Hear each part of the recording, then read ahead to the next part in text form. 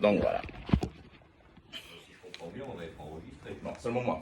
Seulement moi. Après, je la réaliserai encore une fois pour voir où j'ai fait les erreurs et comment je suis amélioré. Donc, bonjour. Je me présente, je m'appelle Rudy Douto. La lumière. Non, c'est pas, ça vous gêne pas? Non, non, pas du tout, c'est parfait pour moi. Voilà, simplement parce que les reflets, moi, me gênent énormément par rapport Ok, parfait. Merci. Donc bon, je me présente, je m'appelle Rudy Douto. Donc je vais vous faire une brève présentation de ma carrière. Donc je suis B1, B2 sur 320, 340. B1, une licence mécanique cellule et B2, une licence avionique. J'ai à l'époque, j'étais célibataire, jeune, voyant en pleine forme. Donc j'ai beaucoup voulu voyager. Donc j'ai fait du contracting après avoir travaillé 2 ans à Air France. J'ai fait pas mal de pays comme le Vietnam, l'Arabie Saoudite et en 2011 j'atterris en Australie. Donc c'est là que j'ai rencontré madame et depuis madame, le contracting. Donc j'ai travaillé beaucoup en tant que technicien avion, j'ai aussi fait du consulting, j'ai aussi fait du field rep et aussi en tant que MCC. Souvent on me demande est-ce que je suis plus B1 ou plus B2. Ouais, ça dépend du temps. S'il fait froid et il pleut, j'ai un B2 et on passe en cabine. Donc voilà. Aujourd'hui, je suis en phase de vente en tant que formateur. Et on va parler d'un cours qui est très intéressant et très important dans le monde de l'aviation. Ça s'appelle les FOD. Selon vous, quelle est la définition de FOD?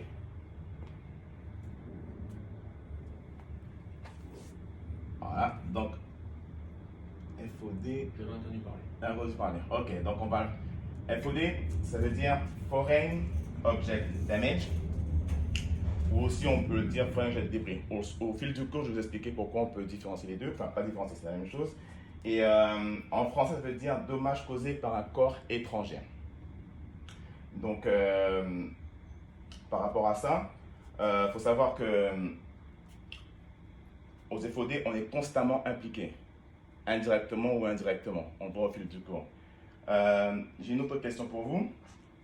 À votre avis, pourquoi la sensibilisation des FOD est très importante?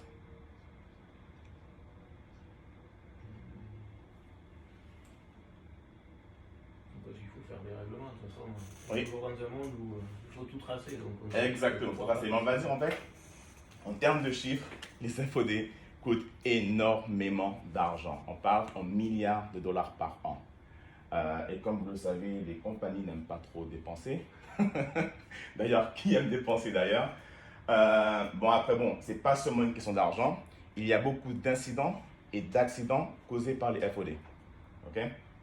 Donc, à votre avis, quel genre de type d'FOD on peut rencontrer? C'est des dommages sur avion, peu importe. Le chat. Ouais, ça peut être comme un FOD, exactement, ok, dans l'aéroport.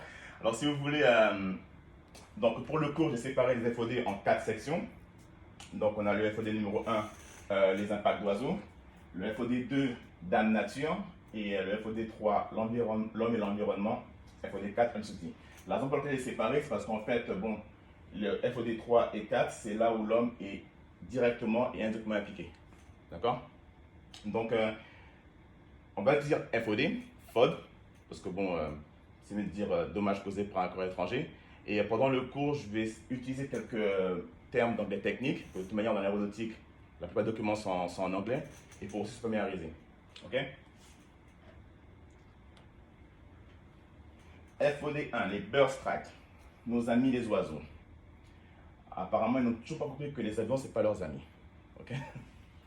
Moi, j'ai une question. Le FOD, là, vous êtes sûr que c'est l'oiseau?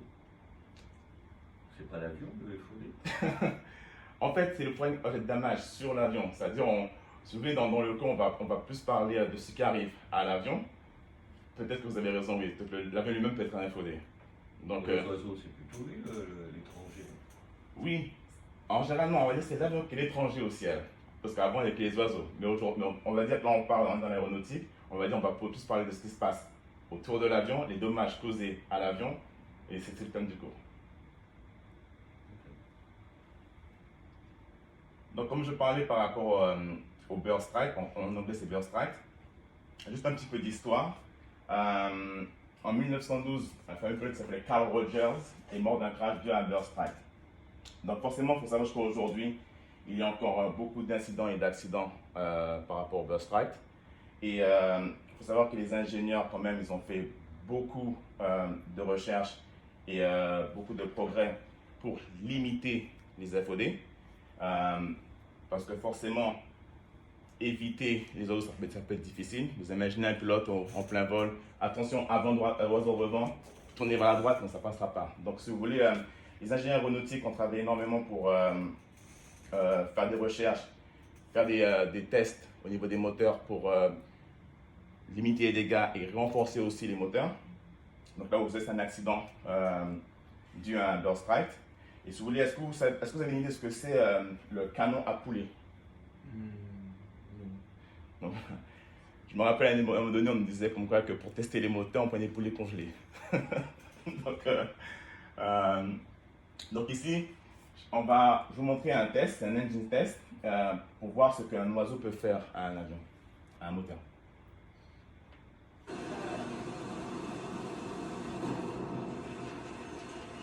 Ouais. Beaucoup de dégâts.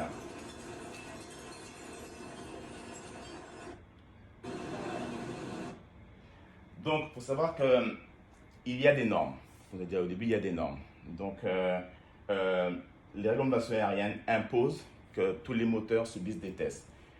Il y a, vous pouvez prendre des notes si vous voulez, il y a une norme qui s'appelle IASA 14 CFR, partie 33, qui vont vous expliquer en détail quelles sont les conditions d'essai. D'accord? Il faut savoir que les tests de résistance ne sont pas seulement faits au moteur. Bien sûr, il y a aussi les pare-brises qui sont testés et aussi la suite de l'avion.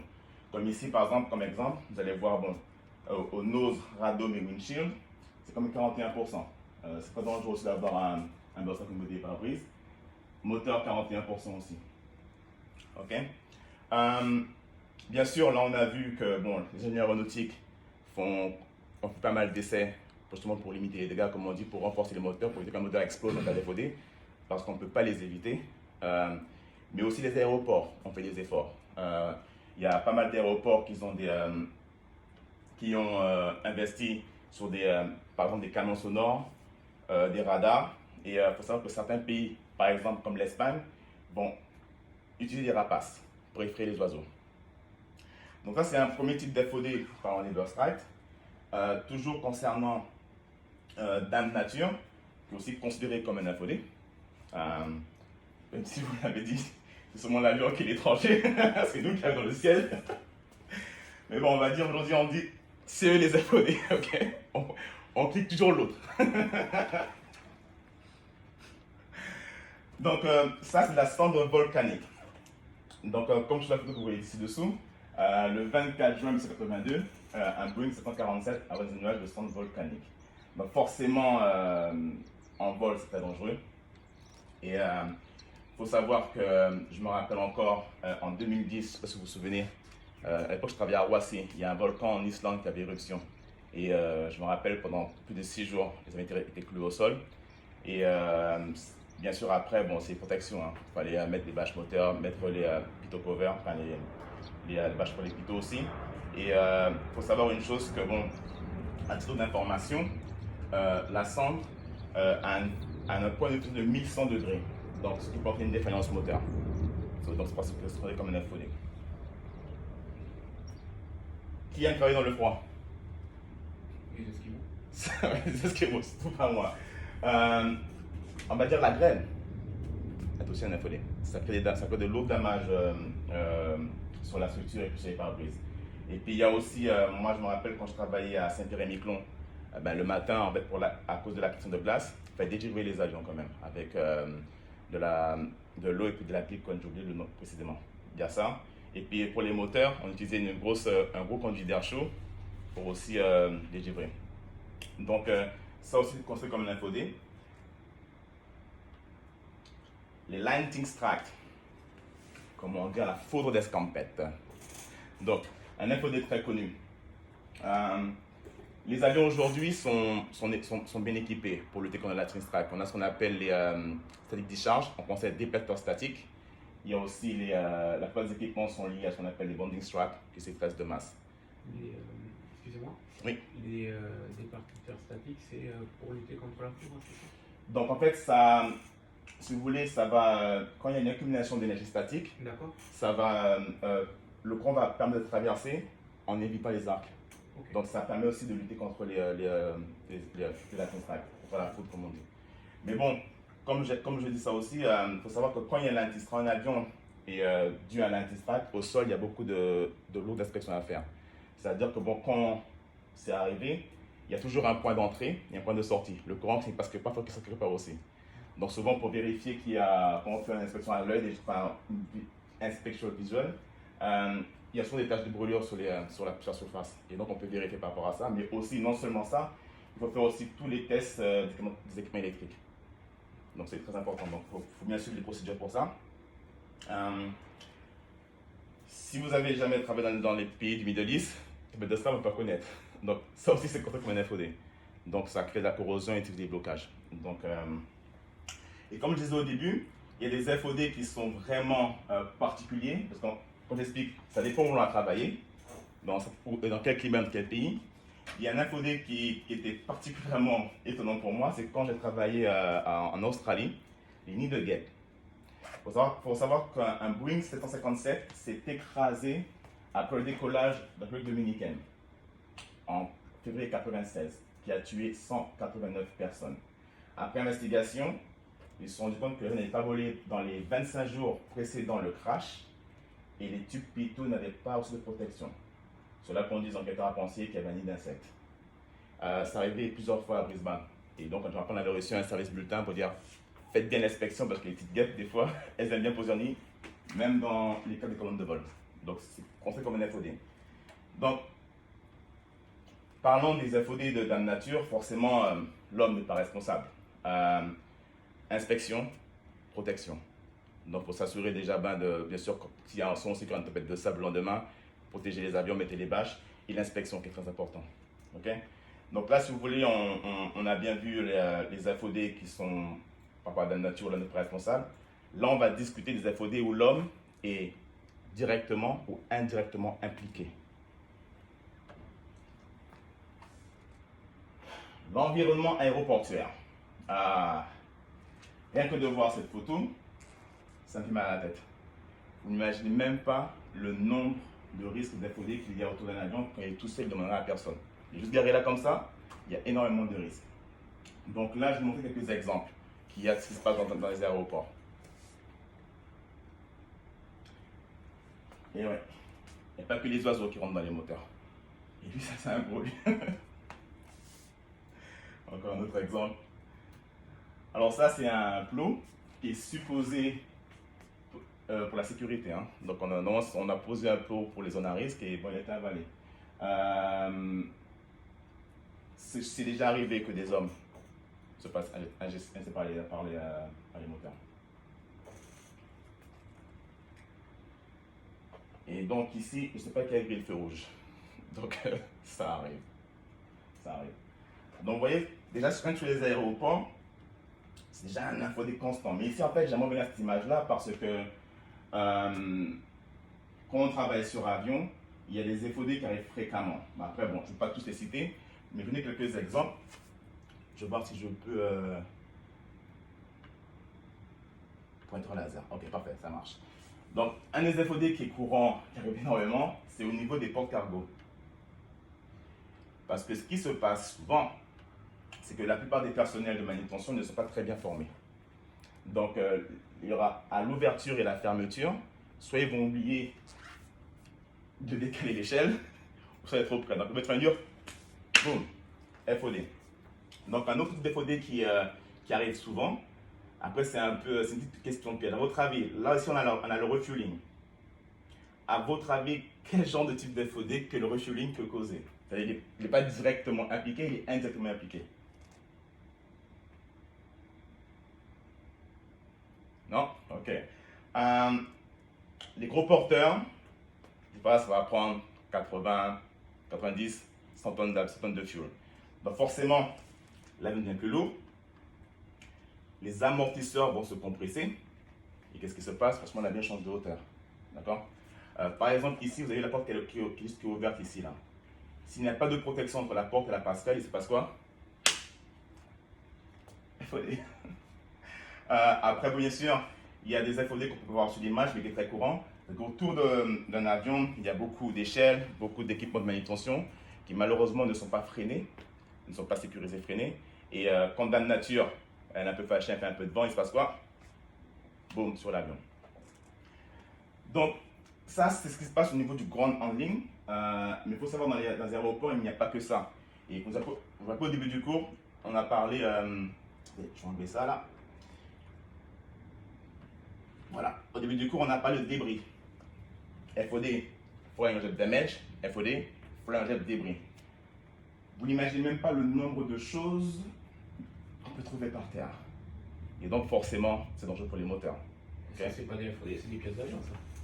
Oui, mais comme on dit, les pièces d'avion au sol, quand un damage, oui, c'est vrai, c'est des pièces d'avion. Mais ça cause, ça fait damage, là, ça fait débris, là. D'accord. Ça, c'est débris, c'est-à-dire tout contre au sol, qui forcément, ça peut créer des dommages de l'avion. Forcément, c'est dangereux pour un moteur aussi. Et par exemple, la semaine dernière, c'était l'anniversaire du fameux crash du Concorde. Et quand on s'en souvient bien, il avait une bonne d'usure antenne de longue de 43 cm. Donc oui, l'aéroport en lui-même, on va dire en gros, peut créer c'est un FOD ambulant. Il y a plein de risques de dommages qui peuvent causer sur l'avion, même sur l'aéroport. Et donc forcément, les aéroports ont dû mettre des systèmes en place. Bon, d'abord la prévention. La formation du personnel, c'est-à-dire toute personne qui travaille dans un aéroport est censée être formée sur les FOD. Ce n'est pas que seulement les techniciens de maintenance. Le nettoyage, certains aéroports ont des voitures à bande magnétique. Et bien sûr, limitation de vitesse, vous avez vu sur la photo. Beaucoup de sensibilisation, mais énormément la prise de conscience. C'est aussi que quand une personne travaille autour d'un avion, on doit faire attention. Donc c'est beaucoup nous aussi. Faut savoir que bon, quand il y a un dommage sur l'infrastructure, le technicien avion, ça arrive une demi-heure avant le vol, il doit faire une inspection, il doit sortir le SRM, c'est long, ça prend du temps, le temps coûte de l'argent pour les compagnies. Donc, un des FOD qui implique directement les techniciens, l'homme et ses outils. Il y a eu beaucoup d'accidents et d'incidents causés à cause d'un outil oublié. Sur cette photo, on parle d'un outil de 15 cm oublié dans le moteur, qui a causé un crash d'ailleurs. Et sur cette photo-là, c'est un tournevis qui a été oublié.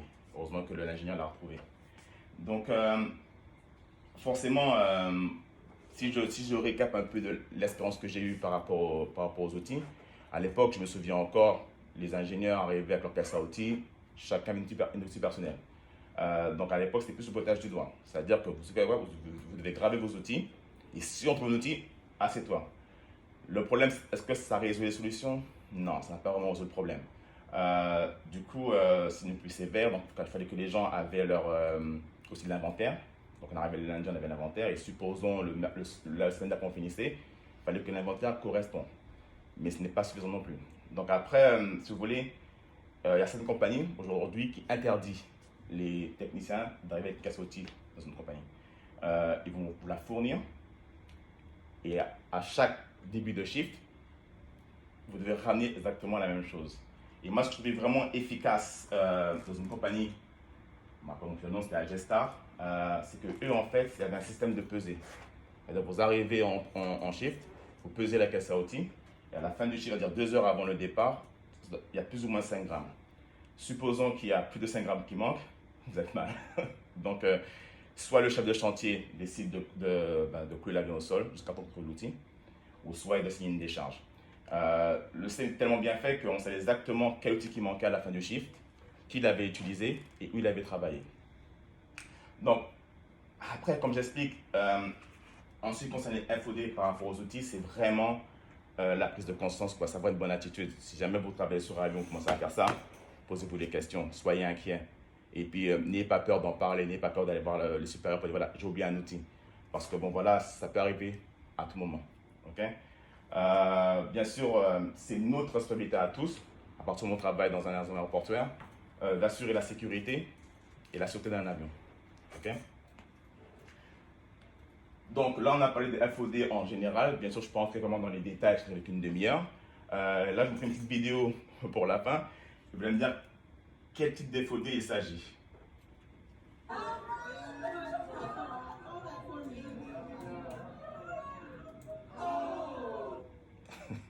Donc voilà. Donc il y a forcément la personne qui n'a pas mis les freins là où il fallait et Dame Nature qui est un peu fâchée ce jour-là. Donc voilà. Donc merci pour votre attention. Si vous avez des questions. Moi j'ai une question. Oui. Tout à l'heure j'ai vu que sur les photos il y a des gens qui ramassent, qui mettent dans une poubelle. Oui. C'est-à-dire que le FOD on le prend et on le jette. Alors, comme je disais, les aéroports ont fait beaucoup d'efforts à ce niveau-là aussi. Hein. Donc, comme je vous expliquais, il y a des voitures à bande magnétique qui va ramasser les outils. Donc, forcément, après, bon, ceux qui font avec l'outil, bon, je pense qu'ils ont une décharge, ils mettent tout ce truc au sol quelque part. Mais bon, c'est en général sur le nettoyage. Donc, après, s'ils font du recyclage avec, je ne sais pas. Mais bon, en tout cas, les aéroports, ils ont investi là-dessus aussi. Donc, voilà. Et quand vous travaillez sur avion, vous avez une poubelle FOD ou pas? Aux aéroports, pas sur l'avion. Ah bon? Sur les chantiers avions, il n'y a pas ça? Sur les chantiers aussi, il y a, si, bon, là je parlais des aéroports. Après, c'est vrai que comme je dis, avec une demi-heure, donc j'ai voulu cibler un truc en général. Mais dans les chantiers, dans les hangars, il y a des poubelles exprès. Quand on fait le nettoyage, il y a des poubelles, que ce soit pour les cannes d'huile, comment dire ça encore? Je sais pas le mot en français. Pour l'huile, pour tout ce qui est chiffon, c'était séparé. Et quand je l'ai par exemple, il y avait 4 types de poubelles avec de différentes couleurs. Et chaque couleur représentait. Il y avait une poubelle spécifique FOD ou pas? Ça dépend des compagnies. Ça dépend des compagnies. Moi, par exemple, si je parle de ce que moi, j'ai vécu, c'est pas tout le monde. Ça dépend des compagnies. C'est-à-dire qu'ils sont plus organisés que d'autres. D'accord. Et pour les compagnies qui avaient des poubelles FOD, ils ont fait quoi ensuite, une fois que c'était dans la poubelle? Et qu'est-ce que vous y mettiez dedans? Alors, pour être franc, comme j'expliquais, si je parle de ce que moi je sais, à Gestar, par exemple, il y avait une grosse caisse où on mettait tout ce qui était clous, vis, dans la même benne. D'accord? En tant qu'ingénieur, c'est ce que les génies faisaient. Après, de là, je ne peux pas non plus vous dire n'importe quoi. Donc, ce qu'ils faisaient après avec ça, je ne le sais pas. Et si, par exemple, je trouve une canette, est-ce que je peux la mettre dans cette poubelle ou c'était dédié qu'aux vis? Non, ça c'est des co-vis. D'accord. Co-vis, co-pièces, même les pièces qu'on démontait sur avion, une pièce qui était cassée par exemple, on la prenait à mettre là-dedans. Donc ça faisait partie du nettoyage aussi, c'est-à-dire qu'en fin de chiffre, on nettoyait et tout ce qui était par terre, on ramassait et puis il y avait une benne spéciale pour ça. Donc dans les hangars par exemple, il est censé, comme j'expliquais au départ, qu'il y a des poubelles pour chaque type de débris. Quoi. Il y avait les jaunes, par exemple, c'était pour tout ce qui était chiffon, un c'était pour les cartons, une autre c'était pour les cannes d'huile ou d'hydraulique, l'autre il y avait les vis, donc c'était vraiment dissocié. Après voilà, comme je dis, chaque compagnie est différente, chacun a un système différent. Bien sûr, après il faut bien... Pourquoi vous ne savez pas ce qu'on en fait ensuite de ces débris là? Parce que vous n'avez jamais demandé ou Alors pour être franc, posé la question? Oui, personnellement, moi j'ai jamais demandé. C'est vrai que moi après on peut se renseigner, hein. Après je peux me renseigner, mais bon c'est vrai que on n'a jamais demandé ce qu'ils faisaient ni avec les cannes d'huile ni avec les chiffons. C'est vrai que c'est un truc, c'est une bonne question d'ailleurs. C'est vrai que moi je me suis jamais posé la question. Ok. C'est bon, vous avez fini? C'était une demi-heure. Donc j'ai essayé de Vous respecter le programme. Vous avez respecté le timing, ça c'est vrai. Après, est-ce que vos objectifs sont atteints? Moi, j'ai voulu parler des FOD, de la prévention, ce qui a été mis en place, pourquoi c'est dangereux, et surtout de la stabilisation pour qu'on est tous responsables. Donc après, bien sûr, si j'ai plus de temps, je pourrais en détail dans chaque catégorie. Comme je vous explique, j'ai séparé les FOD en 4 parties, donc chaque partie peut prendre plus de temps. Est-ce que vos objectifs sont atteints vis-à-vis de nous, les stagiaires? Vous les stagiaires, pendant une demi-heure, je veux dire, je vous ai informé généralement sur ce que c'est un FOD. les dangers, les risques et les préventions et les systèmes mis en place par les aéroports pour améliorer, pour limiter les risques d'FOD. Il n'y a pas d'FOD free, ça n'existe pas. On fait le maximum pour limiter les FOD. Alors, par rapport à juste dans notre présentation, nous on était des futurs mécaniciens avions. D'accord. Donc l'idée c'est de faire une présentation donc d'une heure, hein, j'entends bien, c'est les règles du jeu, sur les FOD. Okay. Et qu'est-ce que vous pensez par rapport à la présentation? Comment en tant que futur mécanicien avion, on va dire, je peux extraire en fait de votre présentation? Déjà, la prise de conscience, comme j'expliquais, en tant que mécanicien avion, il faut qu'on soit alerté des risques. Vous savez, la première photo que j'ai présentée au début, il y avait toute la météo au sol, j'ai bien dit comme quoi que c'est là qu'il y a le plus de risques d'FOD. Et souvent, c'est causé à cause de la manutention. Il faut qu'on soit alerté, d'où l'inspection. D'accord? Autrement, aussi au second plan, j'ai parlé des effets de dame nature, où j'ai dit protection et inspection. C'est-à-dire que voilà, on sait que si on est dans un endroit, une tempête de sable, où il fait froid, où il y a les risques d'FOD qui prennent des photos par exemple, eh ben voilà, on met les covers. Et aussi, je expliquais, voilà, dès qu'il y a un damage, on doit faire des inspections, il y a une procédure qui suit derrière. Donc après, le côté le plus important pour moi en tant que mécanicien, c'est surtout par rapport aux outils oubliés. C'est ce qui est très dangereux et ça arrive énormément. Donc après, voilà, malheureusement, après chaque compagnie va réagir différemment. La compagnie, par exemple, Gestar, eux, c'était vraiment à point là-dessus. D'autres compagnies, par exemple, en ligne, les ingénieurs, ils viennent avec leur caisse à outils, les airman sur le côté, ils vont sur l'avion. Donc après, ce qu'on s'est expliqué, on ne peut pas être le gendarme tout le temps autour d'un mécanicien. Donc après, c'est de la prise de conscience. Donc c'est la bonne attitude, parce que notre boulot aussi, c'est d'assurer la sécurité et la sûreté de l'avion. Donc le mécanicien qui voit ça, bon, j'espère qu'il aura une bonne prise de conscience pour dire, voilà, moi, je dois faire ma part de travail aussi. C'est un, d'assurer que moi, je mets mes outils. Deux, de vérifier, par exemple, au sol, s'il n'y a pas d'un FOD. Et de trois, faire les inspections, c'est-à-dire de vérifier que le manutention n'a pas fait de dommages. Donc le boulot du mécanicien en concernant les FOD, c'est comme je dis, inspection, protection et puis surtout prise de conscience. Okay. J'ai essayé de donner le maximum pour 30 minutes. Mais bon, après je peux parler, hein. J'aime bien parler. Mais bon, après, bon, j'ai voulu respecter le temps et préparer un peu de tout. J'ai même parlé des guêpes. C'est pas tout le monde qui voit des nids de guêpes dans les avions.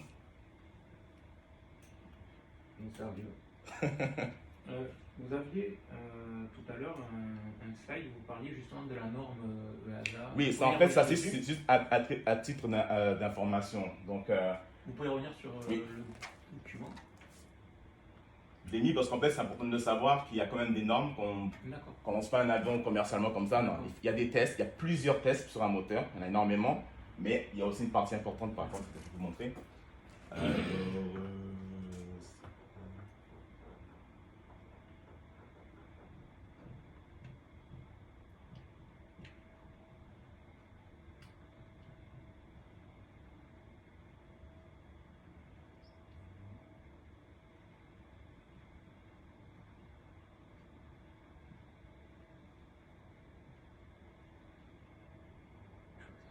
Mais c'est vrai, des burst nights. Voilà.